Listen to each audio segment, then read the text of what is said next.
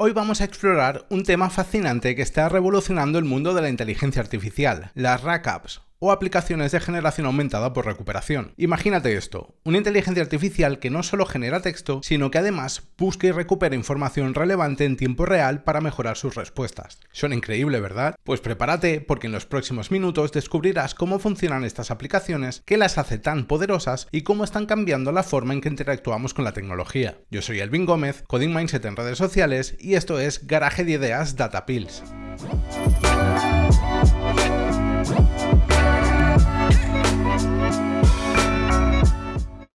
Hablemos de las RAG apps. Esto es lo que vamos a ver hoy, las limitaciones de los modelos de lenguaje de gran escala. Esto nos ayudará a entender el porqué de la necesidad de las RAG apps, luego veremos qué son en detalle, cada una de sus fases, y luego analizaremos todo el proceso de este sistema. Vamos a ponernos primero en situación y contexto, y para ello debemos entender cuáles son las limitaciones de los modelos de lenguaje de gran escala. Antes que nada me gustaría aclarar, porque mucha gente lo confunde, que ChatGPT no es un modelo de lenguaje de gran escala. Al final ChatGPT es un sistema construido en base a un modelo de lenguaje de gran escala. ¿Esto qué quiere decir? Que ChatGPT tiene mucho trabajo de ingeniería, tanto de software como de inteligencia artificial, por detrás. Aplica muchas técnicas para que la interactuación con el modelo sea la que es y podamos experimentar y tener esa experiencia de usuario, como por ejemplo recientemente en las últimas actualizaciones que el modelo recuerde conversaciones previas. Esto no es una habilidad del modelo de inteligencia artificial en sí, sino de todos los sistemas que han construido por encima. Por lo tanto, ahora vamos a hablar de cuáles son las limitaciones de estos modelos de inteligencia artificial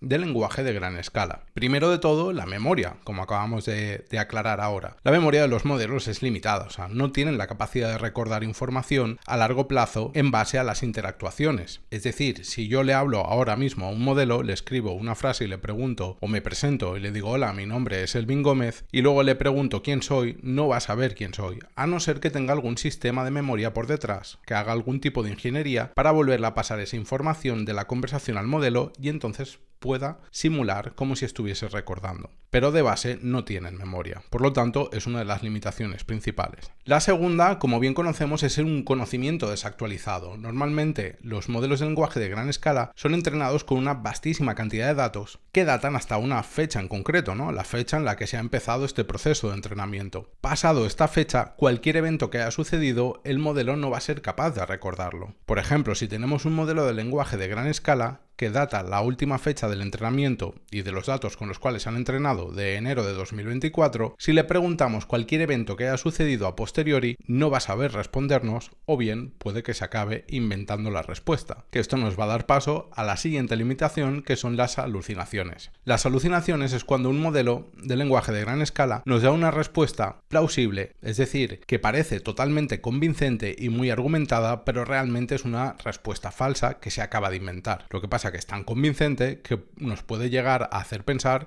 que esa información es cierta, pero realmente no lo es. Y no tenemos una manera sencilla tampoco de comprobar si esta información es correcta o no cuando le preguntamos algo a un modelo de lenguaje de gran escala. Estos son las alucinaciones. Y luego, por último, también podemos encontrar la falta de conocimiento específico. A pesar de que los LLMs están entrenados con una vastísima cantidad de datos y tienen conocimientos genéricos y en algunos casos con profundidad, como puede ser en temas de lenguajes de programación, en algunos de ellos, pero puede ser que en algún dominio en concreto, sobre todo en donde no exista mucha información pública, pues tenga conocimientos muy limitados. Estas son las principales limitaciones que podemos encontrar. Y como todo en la vida, problema-solución. Para cada una de ellas existe una solución y hoy vamos a ver una de ellas, una de las más interesantes, que últimamente está en boca de todos y que muchas empresas han empezado a aplicar. Y no es más que las RAG apps, o lo que es lo mismo, Retrieval Augmented Generation Applications. Y ahí viene el acrónimo de RAG.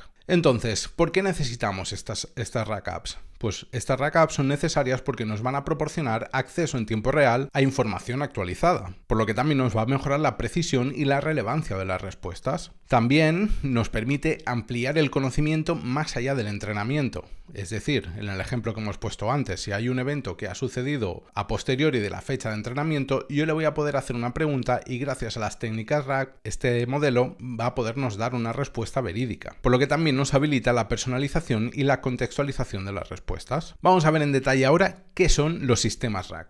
Básicamente lo primero que tenemos que entender es que esto únicamente se basa en combinar los LLMs, los modelos de lenguaje de gran escala, con sistemas de recuperación de información. Esto lo que nos va a permitir otra vez es tener unas respuestas mucho más precisas y contextualmente relevantes. Esto es importante porque al final lo que vamos a hacer es recuperar información y proporcionársela al modelo como contexto para que nos dé una respuesta verídica y fehaciente. Vamos a ver en detalle estas fases que, como podemos intuir y nos indica el nombre, se van a dividir en tres. Una parte será el retrieval, que será la recuperación, la otra augmented, o sea, el aumento de ya veremos qué, y por último la generación. Vamos paso a paso y empecemos por la fase de recuperación. Esta fase de recuperación no es más que un proceso de buscar y recuperar información, valga la redundancia, relevante, tanto en bases de datos, documentos o internet. O sea, por lo tanto, una pieza clave va a ser este sistema de recuperación que tenemos que construir.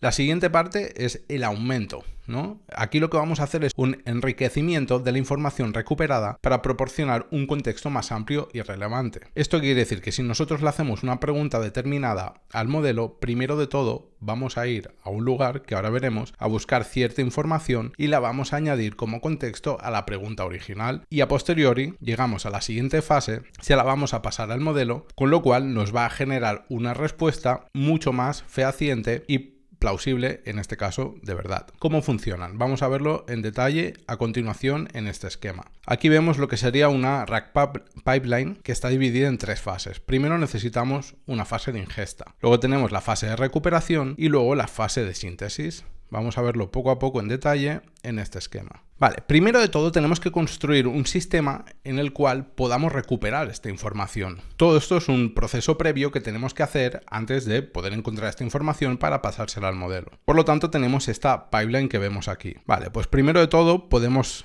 tener acceso a fuentes de datos estructuradas, tanto semiestructuradas o de manera programática. Esto quiere decir que podemos acceder a bases de conocimiento mediante bases de datos, podemos coger directamente documentos o podríamos llamar a APIs, recuperar esta información y a posteriori seguir con el proceso. Por hacerlo más sencillo, vamos a pensar en un documento, en un Word o un TXT, en el cual tiene varias páginas. Entonces, lo primero que vamos a hacer es coger este documento y lo vamos a trocear. Hay una fase de cortarlo, crear estos trozos, estos pequeños chunks. Estos trozos, una vez tenemos el documento troceado, vamos a introducírselo a un modelo de embeddings, porque lo que vamos a acabar haciendo es crear estos embeddings. Y bien, la pregunta, ¿qué son los embeddings? Pues bien, los embeddings no es más que una representación vectorial, numérica, en un espacio multidimensional que contiene el significado semántico de este texto.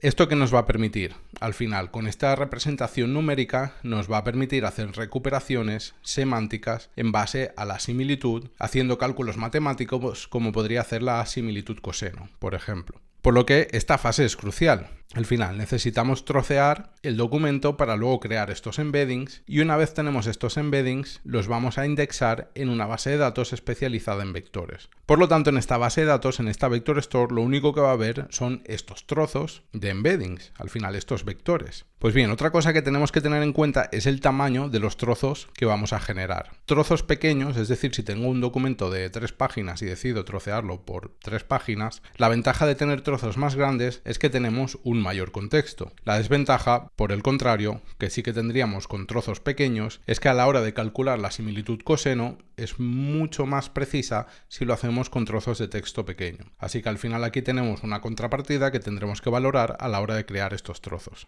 Una vez hemos indexado estos trozos, ya tenemos nuestra Vector Store, nuestra base de datos especializada en vectores preparada con la información disponible para que pueda ser recuperada. Vale, lo siguiente, ¿qué sería? Lo siguiente sería, tenemos un usuario que acaba de hacer una nueva consulta. Esta consulta la queremos apoyar en este documento que tenemos en nuestra Vector Store. Aquí entra en juego nuestro sistema de recuperación. Esta pregunta, primero de todo, lo que vamos a hacer es transformarla a embeddings, otra vez a este espacio vectorial multidimensional, para poder realizar una búsqueda semántica. Lo que vamos a hacer una vez tengamos estos vectores es realizar una búsqueda semántica, como por ejemplo por la similitud coseno, y si hay dentro de un umbral encontramos información relevante, la vamos a recuperar. Esto es nuestro sistema de recuperación, va a hacer esta búsqueda semántica en nuestra Vector Store, nos va a devolver los resultados principales que hayamos determinado. El top K quiere decir que podemos recuperar los 3 mejores resultados, 2 o 1, en función, esto lo podemos configurar. Pongamos que hemos configurado que nos devuelva los 3 resultados más relevantes de esta búsqueda semántica.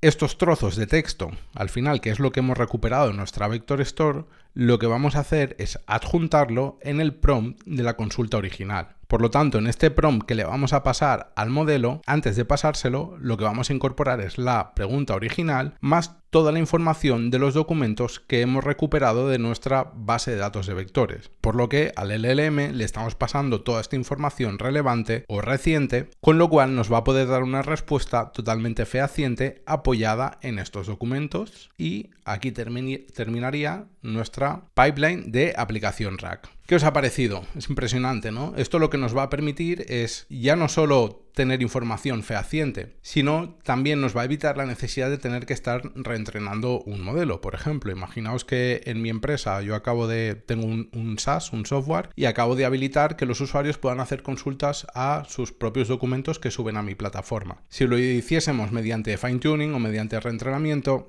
cada X tiempo tendría que coger estos documentos, realizar una pipeline de entrenamiento, entrenar el modelo, etcétera, etcétera. Esto nos permite tener un sistema súper ágil de incorporar información nueva y relevante sin tener que reentrenar el modelo, por lo que realmente es una técnica muy potente y poderosa que se está poniendo cada vez más de moda y está siendo más demandada, sobre todo en el ámbito empresarial. Espero que os haya gustado el vídeo y nos vemos en el siguiente, en el cual vamos a aprender cómo implementar todo esto que hemos visto, por un lado con LlamaIndex y en otro vídeo lo veremos con LangChain.